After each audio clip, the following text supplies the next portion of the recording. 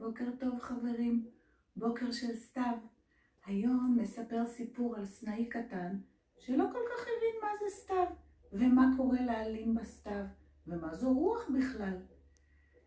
בבוקר שלנו התעורר הסנאי, התמתח, פקח עיניים ופתאום הוא גילה שעלה אחד חסר. היי, מי לקח את העלה שלי? רגע, בואי ציפור קטנה. בוקר טוב, אולי את לקחת את העלה שלי? תראי, עלה אחד חסר לי על העץ. מה פתאום? אני לא לקחתי לך את העלה. אני לא נגעתי בעלים שלך. הציפור התעופפה משם. מי לקח לי את העלה? בלילה הסנאי הלך לישון. וכשהוא התעורר בבוקר, אתם לא מאמינים מה קרה. עוד עלה, ועוד עלה, ועוד עלה. נעלמו מהעץ שלו. מה זה? מה קורה פה? מישהו לוקח לי את העלים. היי, עכברון, רגע, אל תברח. אתה לוקח לי את העלים מהעץ? מה פתאום? עלים זה בכלל לא האוכל שלי. אני לא לוקח לך עלים מהעץ. אוף, אני לא יודע מה קורה. מישהו לוקח לי את העלים מהעץ.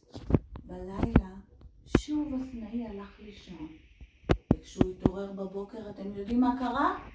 כן, בדיוק, ניחשתם נכון. עוד עלה, ועוד עלה, ועוד עלה. נעלמו מהעץ.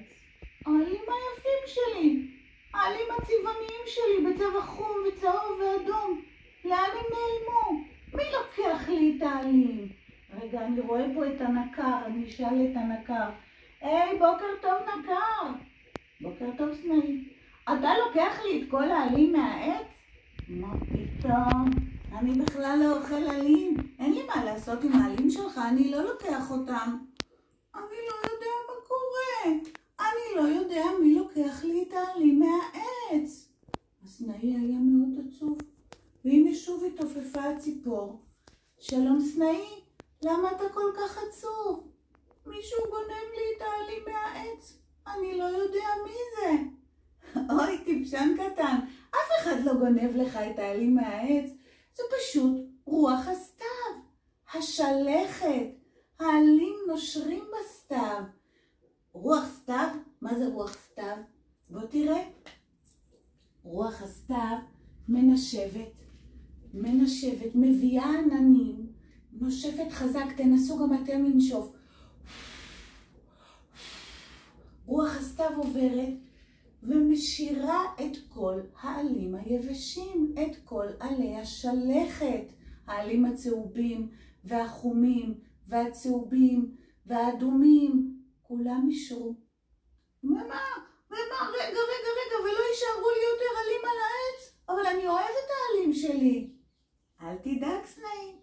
בחורף הגשם ישקה את כל העצים, והעצים ילבלבו, ובאביב יהיו על העצים הרבה עלים חדשים ופרחים חדשים. בינתיים אתה יכול לשבת על העץ שלך ולאכול אגוזים, ואנחנו יכולים לצאת לגינה שקרובה לבית ולאסוף הרבה עלי שלכת. אולי אפילו תיקחו איתכם שקית ותמלאו אותה בעלי שלכת ונביא את כל עלי השלכת לגן. העיקר שניפגש בקרוב לגן. להתראות חברים. ביי ביי.